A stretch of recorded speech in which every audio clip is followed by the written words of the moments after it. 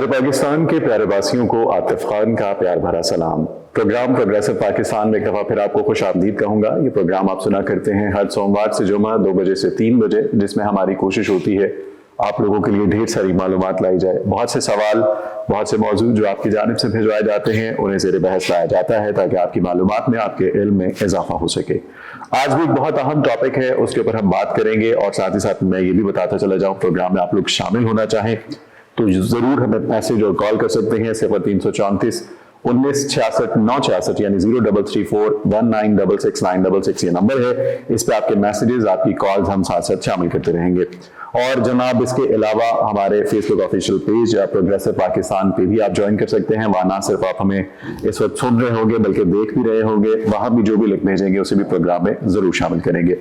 آج ہم بات کرنے جا رہے ہیں فیوچر آف لیگل ایجوکیشن۔ یہ ایک اہم ٹاپک ہے۔ اس حوالے سے میں یہ کہتا چلا جاؤں کیوں ضروری ہے کہ ہمارا جسٹس سسٹم ہو گیا، ہماری جو لا قانونیت ہم دیکھتے ہیں ملک کے اندر، آئے دن ہمیں ایسی افراتفری دکھائی دیتی ہے، ایسے ایسے واقعات رونما ہوتے ہیں کہ لوگوں کا یوں سمجھیے ہمارے اس نظام کے اوپر جو ہے اعتبار اٹھتا چلا جا رہا ہے۔ کیا وجہ ہے یہ بھی ہم ضرور جانیں گے، اور اسٹوڈنٹس جو ہیں ان کو اس پروفیشن میں کیوں آنا چاہیے، کیا وجہ ہے، کیوں اپنانا چاہیے، کیوں انتخاب کرنا چاہیے اس ڈگری کا۔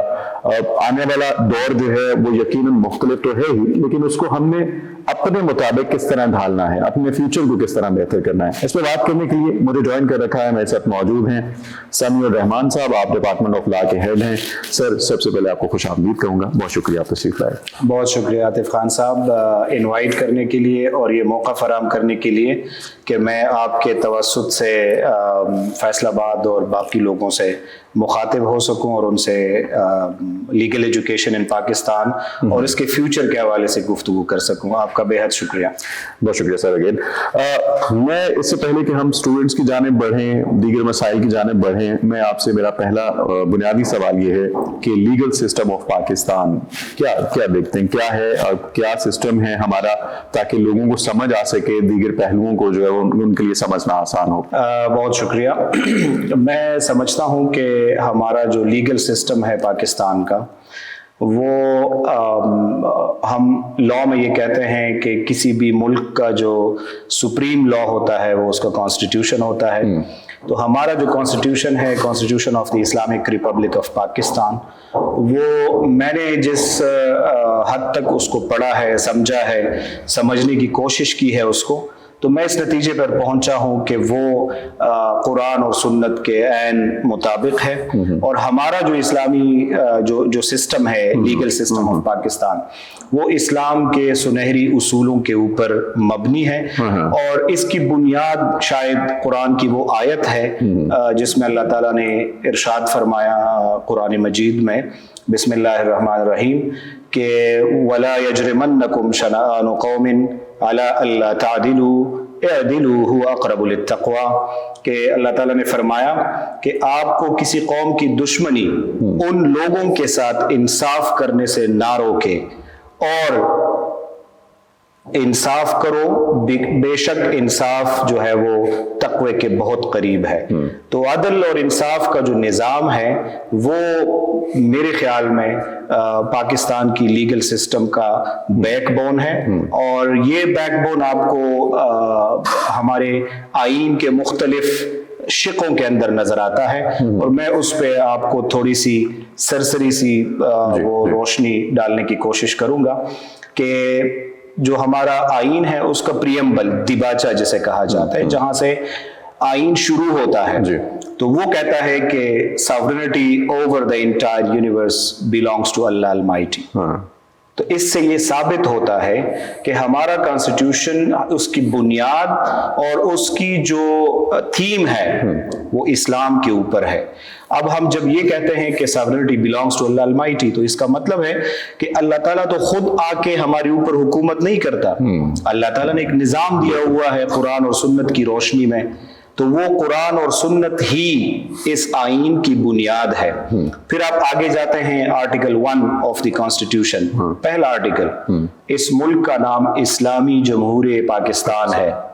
تو جمہوریت بھی آ گئی، اور جمہوریت اسلام کا حسن ہے. آپ دیکھتے ہیں خلفائے راشدین کے زمانے سے آپ دیکھیں تو کسی بھی خلیفہ کو بغیر مشورے کے اور بغیر شورا کے منتخب نہیں کیا گیا. اور ہمارے کانسٹیٹیوشن میں بھی جو پارلیمنٹ کا نام ہے، آفیشل نام، وہ ہے مجلس شورا. اچھا، کہ وہ مشورے سے باہم مل کر صلاح کر کے وہ اس ملک کے نظام کو چلائیں گے. بالکل وہی اسلام ہی کی جو تعلیمات ہیں، بنیادی تعلیمات ہیں. بالکل. تو جب ہم یہ بات کرتے ہیں کہ اللہ تعالیٰ کی حاکمیت اعلیٰ ہے تمام یونیورس کے اوپر، تمام دنیا کے اوپر، تو اس کا مطلب یہ ہے کہ پاکستان میں ایک اسلامی نظام ہوگا. تو جو یہاں کا لیگل سسٹم ہے وہ اس آرٹیکل پریمبل اور آرٹیکل 1 کو آپ دیکھیں تو اس کو وہ کہتا ہے کہ یہ اسلامی جمہوریہ پاکستان ہے، اسلام کا قانون بھی ہوگا، جمہوریت بھی ہوگی. تو یہ دونوں مل کے ایک حسین امتزاج بنتا ہے. لیکن انفارچونیٹلی میں یہ سمجھتا ہوں کہ ہمارے ہاں عام طور پہ لا کالجز میں، لا سکولز میں، لا ڈپارٹمنٹس میں ایک غلط تصور پیش کیا جاتا ہے، اور وہ یہ کہتے ہیں کہ یہ جو یہاں پہ ہمارا نظام چل رہا ہے یہ کامن لیگل سسٹم ہے. تو میں اس سے اختلاف کرتا ہوں، کیونکہ میں سمجھتا ہوں کہ کامن لیگل سسٹم اس کا کچھ حصہ ہے، لیکن 1973 کے بعد خاص کر وہ حصہ بہت کم رہ گیا ہے اب. اور پھر اس کے بعد آرٹیکل 2A آپ کا یہ بات کرتا ہے کہ تمام قوانین جو ہیں وہ قرآن اور سنت کے مطابق بنائے جائیں گے. پھر 227 نمبر جو آرٹیکل ہے کانسٹیٹیوشن کا، وہ یہ بات کرتا ہے کہ جتنے بھی قوانین بنے ہیں تو وہ جو کامن لیگل سسٹم سے ہم نے وراثت کے طور پہ جو قوانین لیے ہیں اس کے بارے میں بھی آرٹیکل 227 واضح طور پہ کہتا ہے کہ جو قوانین پہلے بنائے گئے ہیں ان کو بھی آپ اسلامائز کریں گے، قرآن اور سنت کے ڈھانچے میں لے کے آئیں گے. تو ایسے بہت سارے قوانین ہیں جس کی مثالیں موجود ہیں. فار ایگزامپل حدود لاز ہیں، دیت کا قانون ہے، قصاص کا قانون ہے. ان سب کو قرآن اور سنت کی روشنی میں لے کے آیا گیا ہے. اور یہ جو آئینی ہماری ذمہ داری ہے تو اس ذمہ داری کو پورا کرنے کی کوشش کی گئی ہے. ظاہر ہے کچھ کمیاں اور کوتاہیاں ہیں ہماری طرف، لیکن ان کو ہم اجاگر کرتے رہنا چاہیے. اور جس طرح آپ نے بات کی کہ ہمارا سارا نظام جو ہے یہ اسلام ہی کی جو بنیادی تعلیمات ہے اسی کے اوپر بیس کرتا ہے، اور یہ بڑی خوش آئند بات ہے کہ اسلام نے تو اقلیتوں کے تحفظ کی بھی ہمیشہ بات کی ہے، تو وہ سارے اسی پیرائے میں آ جاتے ہیں. تو یہ بڑی خوبصورت میں سمجھتا ہوں کہ ہمارے ملک کی خوبصورتی اسی سے ظاہر ہوتی ہے. اچھا، میں آپ سے یہ پوچھنا چاہوں گا کہ اگر ہم آپ کے ڈپارٹمنٹ کی بات کر لیں، یونیورسٹی آف فیصل آباد میں اگر ہم لا ڈپارٹمنٹ کی بات کریں، ویسے تو ہم سنتے آتے ہیں کہ جی وکلا جو ہیں ان سے بڑا آپ کو بچ کے رہنا پڑتا ہے، تھوڑا غیر منظم یا اس طرح کی چیزیں ہوتی ہیں. لیکن میں نے یونیورسٹی آف فیصل آباد جب وزٹ کیا، میں نے آپ کے ڈپارٹمنٹ سے بھی آپ کو پتا ہے کہ ہمیشہ آتے رہے مختلف ایونٹس کو جو ہے وہ کور کرنے کے لیے، تو میں نے بڑا منظم پایا ہے. یعنی یہ ادارے کا ایک کردار تو ہوتا ہی ہے، آپ کی فیکلٹی کا اس کے اندر بڑا اہم کردار ہوتا ہے. معاشرہ وہ بگاڑ پیدا کرتا ہے پھر، کیونکہ میں آپ کو بتا رہا ہوں کہ میں نے منظم، یقیناً یہ نہیں کہ آپ میرے سامنے بیٹھے ہیں تو میں یہ بات کر رہا ہوں، تو میں اس بات کا اقرار ہمیشہ کرتا آیا ہوں. میں نے بڑا آپ کے ڈپارٹمنٹ کو، اسٹوڈنٹس کو بڑا منظم پایا. یہ کیا ایک بنیادی جو فرق جو ہے وہ ایک آ جاتا ہے، وہ کیا ہے؟ جی، یہ جو آپ کا دوسرا سوال کا حصہ ہے، اس سے پہلے آپ نے جو کامنٹ کیا اقلیتوں کے حقوق کے حوالے سے، تو میں وہاں سے بات شروع کرنا چاہوں گا. ضرور. تو ہمارے آئین میں آرٹیکل 8 سے 28 تک یہ اس کو ہم بنیادی حقوق کا چیپٹر کہتے ہیں. تو ان بنیادی حقوق میں جب آپ کو رائٹ ٹو لائف دیا گیا ہے، جب آپ کو right to safeguard against illegal قبضہ دیا گیا ہے کہ آپ کو حبس بیجا میں نہیں رکھا جا سکتا، پھر اس کے بعد آپ کو رائٹ ٹو فیئر ٹرائل دیا گیا ہے. اسی کے ساتھ ساتھ ایک آرٹیکل ہے which is related to the profession of your religion، کہ آپ پروفیس کر سکتے ہیں اپنے ریلیجن کو آزادی کے ساتھ. تو میرے خیال میں دنیا کے کسی بھی کانسٹیٹیوشن میں ایسا ایکسپلیسٹ اختیار اقلیتوں کو وہ نہیں دیا گیا ہے.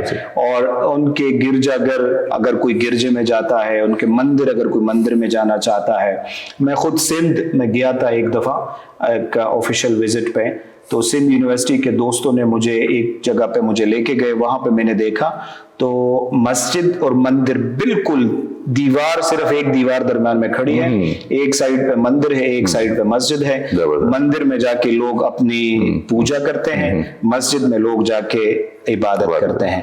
तो मेरे ख्याल में जो इंटरफेथ हार्मनी है इस मुल्क के अंदर, वो आपको बहुत कम जगहों पे मिलती है।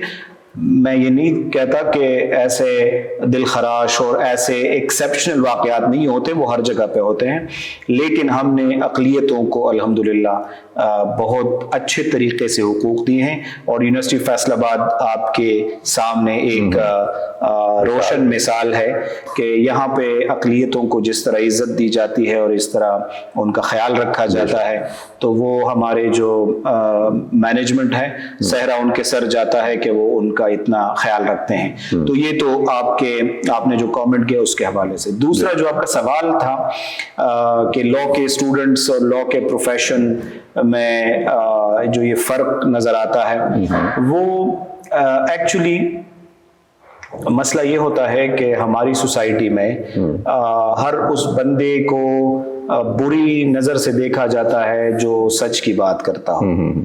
ठीक है, बिल्कुल। तो कानून के तालिब इल्म या कानून की पासदारी करने वाले, जाहिर है उनसे भी गलतियां होती हैं। मैं ये नहीं कहता कि लॉयर्स जो है ना वो बड़े फरिश्ते हैं और उनसे कोई गलती नहीं होती, ऐसी बात बिल्कुल नहीं है, गलतियां उनसे भी होती हैं। लेकिन लॉयर्स और लॉ के स्टूडेंट्स वो मुआशरे का वो हिस्सा हैं। मैं समझता हूँ कि हमारे मुआशरे में अगर कोई हायर एजुकेशन के लिए वो पहुँच जाता है किसी यूनिवर्सिटी में, तो वो तालिब इल्म वो इस सोसाइटी का, इस मुआशरे का क्रीम होते हैं। बिल्कुल सही। फिर मैं समझता हूँ कि उस क्रीम में जो अपर लेवल का क्रीम है, that is the students who are related to the field of law. और उसकी वजह यह है कि जैसे मैंने अभी जिक्र किया कि आर्टिकल 8 से 28 तक आपके बुनियादी हुकूक हैं। मेरे ख्याल में पाकिस्तान में मासेस को, इवन एजुकेटेड मासेस की मैं बात करूंगा, उनको नहीं पता कि उनके राइट्स क्या है, फंडामेंटल राइट्स उनके क्या है, आईन ने उनको कौन से हुकूक दिए हैं। और वो हुकूक ऐसे हैं जो आपसे कोई भी किसी भी सूरत में नहीं छीन सकता, accept as provided under the law itself. तो जो कानून में, फॉर एग्जांपल कॉन्स्टिट्यूशन में इमरजेंसी प्रोविजंस हैं, तो आपकी राइट टू असेंबली, मैं, आप और हमारे 4-5 दोस्त जो यहाँ बैठे हैं, हम बैठ के यहाँ गपशप कर सकते हैं, असेंबली कर सकते हैं, हम खाना खा सकते हैं मिल के, हम कहीं पर बाहर जा सकते हैं। लेकिन अगर इमरजेंसी सिचुएशन है और हुकूमत ने ये कॉन्स्टिट्यूशन की इमरजेंसी प्रोविजंस के तहत ये पाबंदी लगा दी कि आप इकट्ठे नहीं बैठ सकते 2 से ज्यादा बंदे, तो हमें उसका फिर एहतराम करना होता है।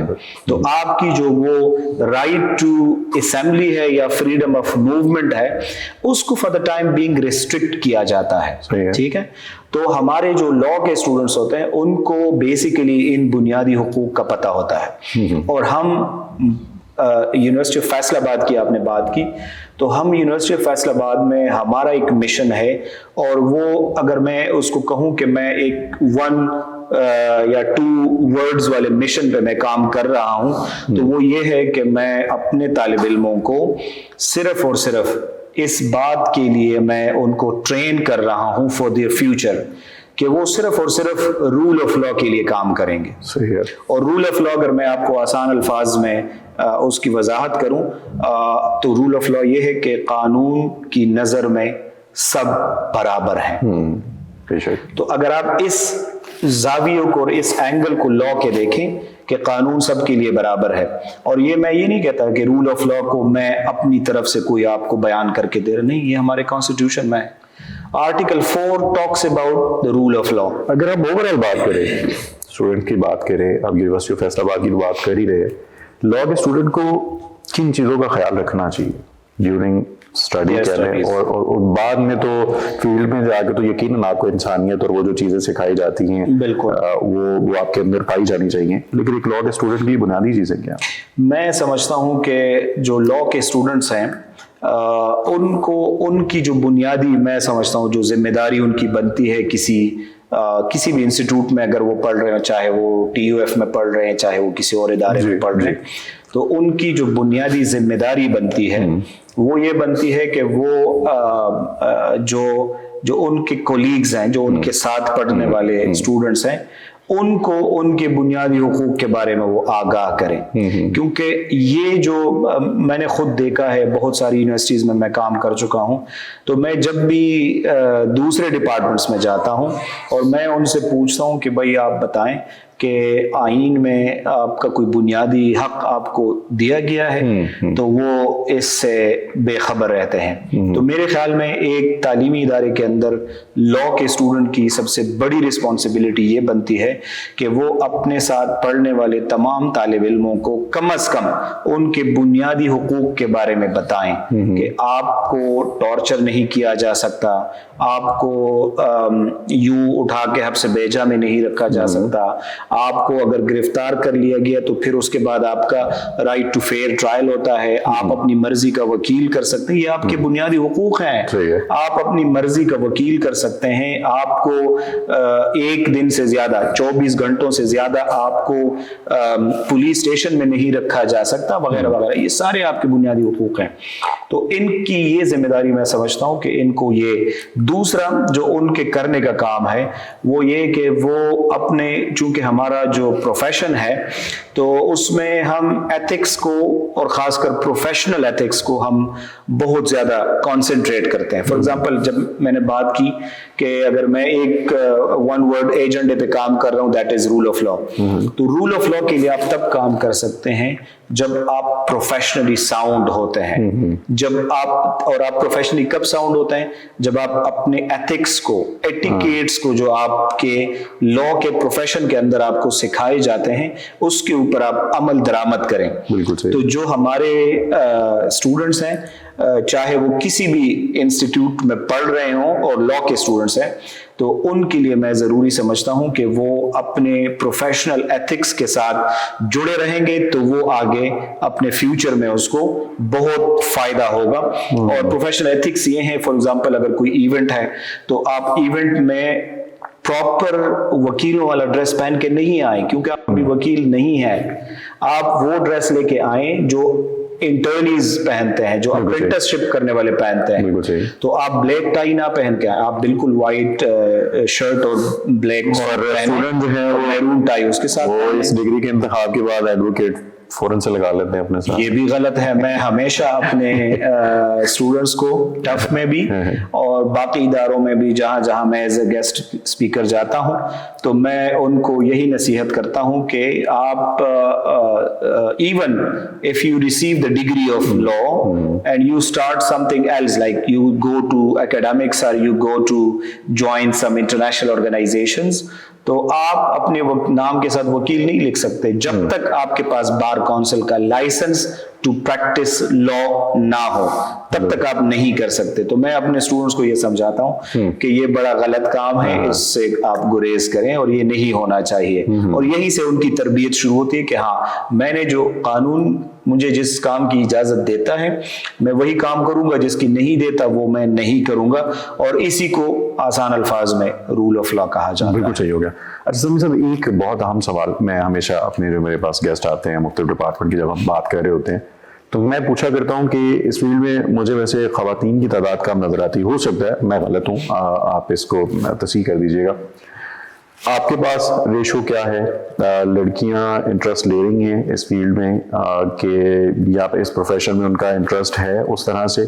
ये दौर ऐसा है जब मर्दों खवातीन को मिल के जो है अपने मुल्क की बागडोर को संभालना है। मैं समझता हूँ कि gone are the days when we would say कि females are not coming to the profession of law. I would just give you a recent example. KP Public Service Commission ने अभी पिछले साल 2022 में सिविल जजेस की पोस्ट एडवर्टाइज की, फिर प्रोसेस हुआ और उस प्रोसेस में वो पहले रिटन टेस्ट होता है, उसके बाद फिर वो इंटरव्यू होता है। तो आउट ऑफ 17 जजेस, जो 17 या 21 जजेस थे, جو سلیکٹ ہوئے for the position of civil جج کم جوڈیشل میجسٹریٹ، ان میں جو 21 لوگ تھے ان میں 8 فیمیلز تھیں. ان 8 فیمیلز میں الحمدللہ 6 میرے اسٹوڈنٹس تھے. اچھا زبردست. جی مختلف مطلب اسلامیہ کالج پشاور میں پڑھا چکا ہوں، اسلامک یونیورسٹی میں، بحریہ یونیورسٹی میں، تو ان سب یونیورسٹیز کے 6 اسٹوڈنٹس الحمدللہ. تو یہ اب آپ خود دیکھیں 21-8، تو ریشو کافی زیادہ بڑھ چکا ہے. اور میں سمجھتا ہوں کہ خواتین کو اس فیلڈ میں زیادہ آنا چاہیے. Can join international organizations as their legal advisors. I was one of them. For example, back in 2010 to 16, I worked as a legal advisor for an international humanitarian organization known as the ICRC, based in Geneva, Switzerland. تو آپ کے لیے وہ opportunity, آپ UN میں جا سکتے ہیں، منسٹریز میں لیگل ایڈوائزرز بن سکتے ہیں، آپ لیگل ایسوسیٹ بن سکتے ہیں، آپ کارپوریٹ لا کا فرم کھول سکتے ہیں، آپ جج بن سکتے ہیں، آپ وکیل بن سکتے ہیں. جو وکلا ہیں وہ اس طرف آ گئے. اچھا خیر سمیع صاحب، باتوں کا سلسلہ جاری ہے، ایک چھوٹی سی بریک کا وقت ہے اور اس کے بعد جو ہی واپس آئیں گے تو میرے کچھ اسٹوڈنٹس کے حوالے سے سوال ہیں جو میں آپ کے سامنے رکھوں گا.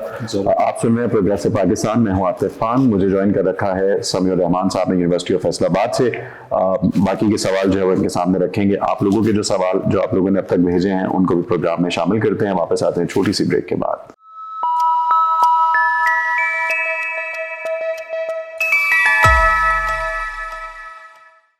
پروگرام ایک دفعہ پھر آپ کو خوش آمدید کہتے ہیں. آپ سن رہے ہیں پروگریسو پاکستان، میں ہوں عاطف خان. مجھے جوائن کر رکھا ہے سمیع الرحمان صاحب نے. آپ ڈپارٹمنٹ آف لا کے ہیڈ ہیں، یونیورسٹی آف فیصل آباد سے میرے ساتھ موجود ہیں. وہ بھی ہم پروگرام میں شامل کرتے چلے جائیں، اپنے مہمان سے ان کے بھی ہم جواب لیتے چلے جائیں. عما نے ہمیں جوائن کیا ہے، سلام لکھ بھیجا ہے، وعلیکم السلام، حال احوال پوچھ رہی ہیں اور آپ کہہ رہی ہیں جی کہ آج کا ٹاپک اور پروگرام بہت اچھا ہے. بہت شکریہ عما آپ کا، تھینک یو ویری مچ. علی احمد ہیں جی، سلام لکھ بھیجا ہے، وعلیکم السلام، مہمان کو بھی سلام. اور کہتے ہیں کہ اچھا یہ کتنے سال کا پروگرام ہوتا ہے جی؟ یہ ڈگری کے حوالے سے تھوڑا سا پوچھ رہے ہیں تو آپ بتائیے گا. بالکل، بہت شکریہ آپ دونوں کا. جو سوال ہے کہ پروگرام کی ڈیوریشن کتنی ہے ڈگری کی، تو 2008 اگست میں سپریم کورٹ آف پاکستان نے ایک لیگل ایجوکیشن کی اصلاح کے لیے ججمنٹ دی. تو اس ججمنٹ میں جو پچھلے 3 سال کے LLB ایوارڈنگ ڈگریز تھے ان کو ختم کر دیا گیا. اب پورے پاکستان میں جو پاکستانی لا ہے وہ 5 سال پر محیط ہے.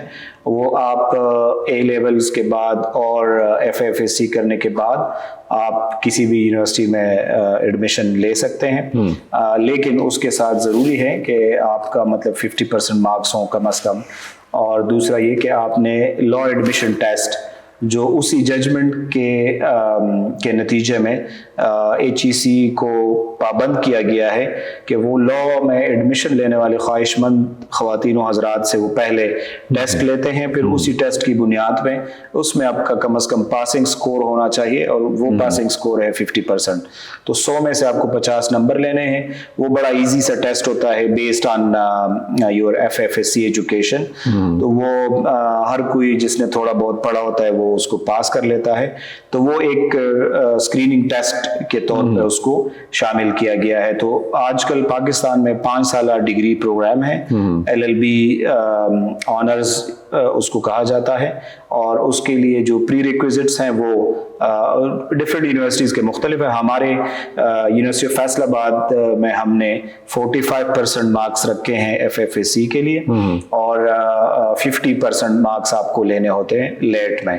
تو آپ کے پاس یہ دونوں ریزلٹس ہوتے ہیں تو آپ ہماری یونیورسٹی میں اپلائی کر سکتے ہیں. اس کے بعد آپ کا انٹرویو ہوگا. اگر آپ انٹرویو میں سکسیزفل ہوتے ہیں تو آپ کو ہم ایڈمیشن دے دیتے ہیں.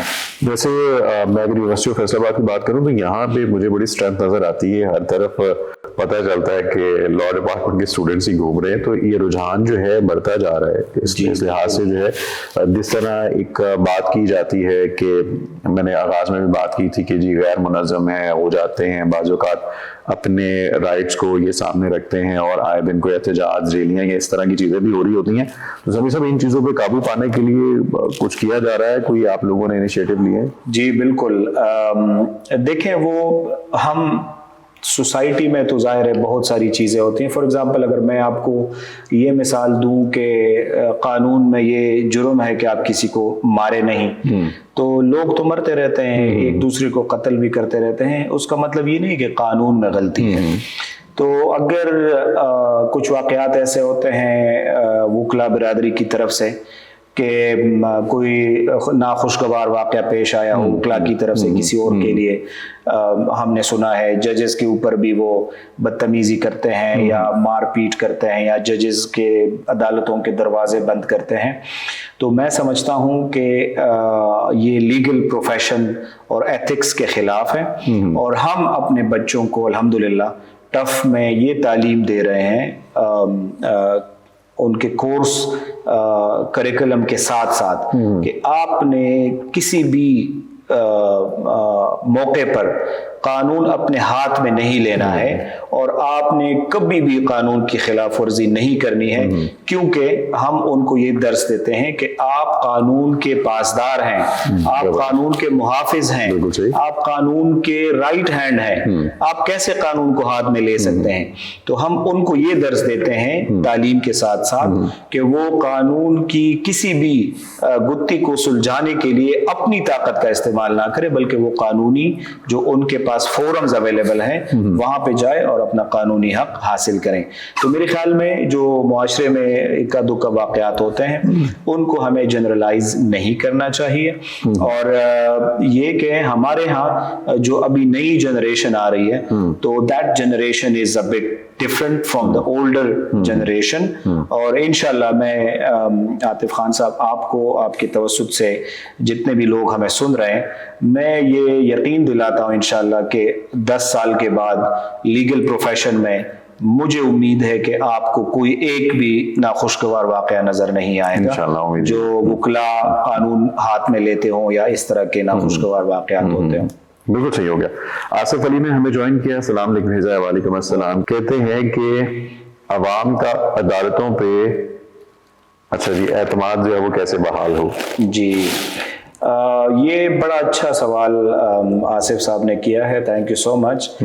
मैं समझता हूँ कि हमारे लेजिस्लेशन में थोड़ी सी कमज़ोरियाँ हैं. अगर हम उन कमज़ोरियों को निकाल लें तो मेरे ख्याल में अदलिया के ऊपर और अदालतों के ऊपर अवाम का एतमाद बहाल हो जाएगा.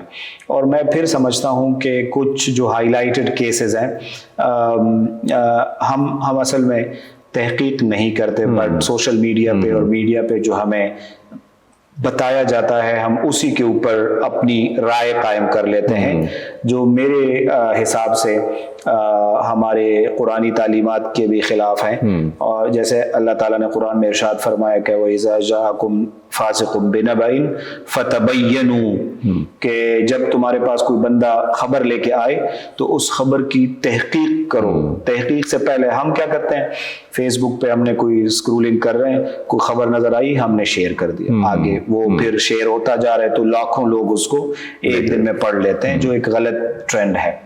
तो मैं ये समझता हूँ कि जो हाईलाइटेड केसेस हैं, जिनके जो हाई प्रोफाइल केसेस होते हैं, जो या तो जल्दी हल हो जाते हैं या बिल्कुल हल नहीं होते, दो किस्म के हमारे पास एक्सट्रीम्स हैं. लेकिन जो दरमियान में हजारों की तादाद में केसेस रोजाना की बुनियाद पर लिटिगेंट्स को जो रिलीफ मिलता है अदालतों से, वो किसी को नजर नहीं आता. तो हमें चाहिए कि हम एक बैलेंस रखें अपने सोच में और तहकीक करें कि भाई ये जो हमारे फैसलाबाद में हम मिसाल ले लेते हैं, 70 के करीब जजेस हैं यहाँ पे अल्हम्दुलिल्लाह, बड़ी अच्छी कीप है और बहुत अच्छी मेरी तो इंटरेक्शन होती रही है. तो बहुत अच्छे लायक और ज़बरदस्त किस्म के जजेस हैं माशाल्लाह. और उनकी पूरी कोशिश है कि वो जितने भी उनके पास लिटिगेंट्स आते हैं, साइलीन आते हैं, इंसाफ के मतलाशी नजर आते हैं, तो वो उनको इंसाफ फराहम करें. लेकिन जाहिर है जैसे मैंने कहा कि हमें कुछ चीज़ें विरसे में मिली हैं कॉमन लीगल सिस्टम से, ब्रिटिशर्स जब छोड़ के जा रहे थे, तो हम वो लेगेसी अभी तक उसको कंप्लीटली ख़त्म नहीं कर सके. तो मैं समझता हूँ कि एक तो लेजिस्लेशन के पार्ट पे ये हमारे पास गलती है, और ये इसको अगर हम इम्प्लीमेंट कर सके ना तो मेरे ख्याल में 90% हमारे मसाइल हल हो जाएंगे. और वो ये है कि हर कानून के आखिर में उसके قانون کو خلاف ورزی کرنے والے کے خلاف جو ایکشن لیا جاتا ہے تو اس ایکشن لینے کے لیے ایک ٹائم فریم مقرر کیا جاتا ہو. For example Pakistan electronic crimes act ہے 2016 کا جو سائبر لاز کے حوالے سے ہے. سائبر ہراسمنٹ خاص کر فیمیلز کو اگر تنگ کیا جاتا ہے فیس بک، واٹس ایپ اور انسٹاگرام وغیرہ کے ذریعے. ہم نے اسی ویک میں ہم ٹیوزڈے کو ہمارا ایونٹ تھا سلیم کیمپس میں فیمیلز کے لیے، وہ بڑا اچھا ہم نے اس کو کنڈکٹ کیا. تو مجھے یہ بات وہاں سے یاد آ گئی. تو اس میں یہ نہیں لکھا گیا ہے کہ جو کمپلینٹ آپ کی ہوتی ہے ایف آئی اے کو یا کسی اور ادارے کو، تو وہ آپ کی کمپلینٹ کو حل کرنے کے لیے ان کے پاس 90 ڈیز کا ٹائم ہے. تو آپ نے ٹائم فریم نہیں دیا. تو میں نے اس میں جو ہمارے گیسٹ اسپیکر تھے انہوں نے 3-4 مثالیں دی. اس میں ایک کیس کوئی خاتون کو ریلیف ملتے ہوئے 4 سال گزر گئے. تو دیٹس اے ہیوج ٹائم. لیکن یہ بھی ایکسیپشن ہے، کچھ لوگوں کو ایک ہفتے میں بھی ریلیف مل جاتا ہے، لیکن ہم وہ ایک ہفتے والا ذکر ہی نہیں کرتے. ہم وہ کرتے ہیں کہ یار یہ غلطیاں ہیں، یہ کچھ کیسوں میں پیچیدگیاں زیادہ ہوتی ہیں، ان کو سلجھانے میں وقت لگتا ہے. ایگزیکٹلی. تو میرا یہ ماننا ہے کہ اگر ہم لیجسلیشن میں صرف یہ انشور کرا دیں کہ جب پارلیمنٹ لا بنا رہی ہو تو اس لا کے آخر میں لکھا جاتا ہو کہ بھائی آپ نے اس فیصلے کا، اس کرائم کا، اس معاملے کا حل آپ نے 90 ڈیز 120 ڈیز 150 ڈیز آپ نے 6 مہینے 1 سال میں اس کو حل کر کے دینا ہے. تو میرے خیال میں بہت سارے مسائل حل ہو جائیں گے. اور دوسرا جو میں نے بات بتائی کہ ہم وہ برٹش لیگیسی سے ہم اس کو مکمل طور پہ ہم نجات پائیں اور جو ہمارا آئین ہے اس کے مطابق تمام لاز کو لے کے آئیں. تو میرے خیال میں اسلام کا جو سپیڈی جسٹس سسٹم ہے اس کو ہم انشور کر سکیں گے اور ہمارے سارے مسائل حل ہو جائیں گے. بے شک بے شک، کوئی شک نہیں اس بات میں. انایا ہیں جی ہمارے ساتھ، سلام لکھ بھیجا ہے. وعلیکم السلام. پروگرام کو پسند کر رہی ہیں اور ساتھ ہی آپ نے پوچھا کہ بھائی آپ کی آواز چینج لگ رہی ہے. اصل میں موسم جو ہے اس کی تبدیلیاں اور اس کا اثر جو ہے وہ آپ کی آواز میں نظر آتا ہے. عما کہتی ہیں یہ ڈگری فیمیل کے حوالے سے مطلب سوٹیبل ہے؟ جی جیسے میں نے پہلے بھی عرض کیا کہ فیمیلز بالکل آئیں اور یہ ڈگری کریں. تو فیمیلز کے لیے تو میرے خیال میں میل سے زیادہ ضروری ہے کہ ان کو کم از کم آپ کے جو بنیادی حقوق ہیں خواتین کے ان کا پتہ چلے. اور پھر یہ کہ آپ کو کوئی آپ کے رائٹ سے محروم نہیں کر پائے گا.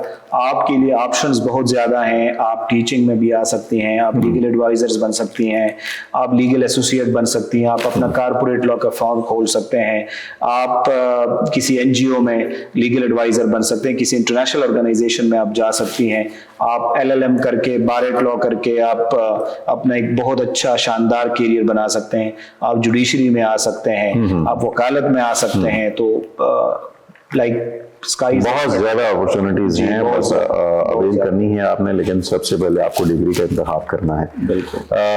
سمی صاحب جاتے ہوئے آخر میں آپ کا اسٹوڈنٹس کے لیے کیا میسج ہے؟ تمام جتنے بھی لوگ ہمیں سن رہے ہیں دیکھ رہے ہیں ان کے لیے کیا میسج ہے؟ میرا جو آخری میسج ہوگا اس پروگرام کے توسط سے تمام سننے والوں کے لیے اور میرے اپنے طالب علموں کے لیے اور وہ طالب علم جو کسی بھی جگہ پہ پڑھ رہے ہوں، تو میں یہ کہوں گا کہ 2 چیزیں اپنے اندر انشور کریں. نمبر 1 جیسے میں نے پہلے بھی بات کی کہ آپ رول آف لا کی پروموشن کے لیے اور اس کی پاسداری کے لیے اپنا جو کردار ہے وہ ادا کریں. اور دوسرا آپ لوگ جتنے بھی سننے والے ہیں تو میں یہ آپ سے میری درخواست ہوگی کہ اپنی انرجیز کو پازیٹیو کاموں میں لگائیں، اپنی سوچ کو پازیٹیو بنائیں، اپنے کردار کو پازیٹیو بنائیں. میں سمجھتا ہوں کہ اگر آپ لوگ ان 2 کاموں کو کرنے میں کامیاب ہو گئے تو دنیاوی اور اخروی دونوں جو آپ کی زندگیاں ہیں کامیابی آپ کے قدم چومے گی انشاءاللہ. بہت بہت شکریہ. بہت شکریہ سمی صاحب، تھینک یو ویری مچ. اور آخر میں آپ کے جنم دن کی بھی آپ کو بہت بہت مبارک. آج کے دن آپ اس دنیا میں آئے اور یقیناً آپ کا آنا جو ہے یونیورسٹی آف فیصل آباد کے لیے بڑا فائدہ مند ثابت ہو رہا ہے کہ ماشاءاللہ سے آپ کے زیر سایہ جس طرح اسٹوڈنٹ جو پروان چڑھ رہی ہیں اور وہ انشاءاللہ وہ منازل جو ہیں وہ ان کو ضرور حاصل کریں گے. وہ جو ایک ڈائریکشن آپ نے ان کو دے رکھی ہے اس پہ چلتے ہوئے ضرور اپنے مقاصد کو حاصل کریں گے. آج کے پروگرام سے اتنا ہی. انشاءاللہ اب آپ سے کل ملاقات ہوگی کسی نئے مہمان کے ساتھ. تب تک کے لیے اپنے میزبان عاطف خان کو دیجیے اجازت. خدا حافظ.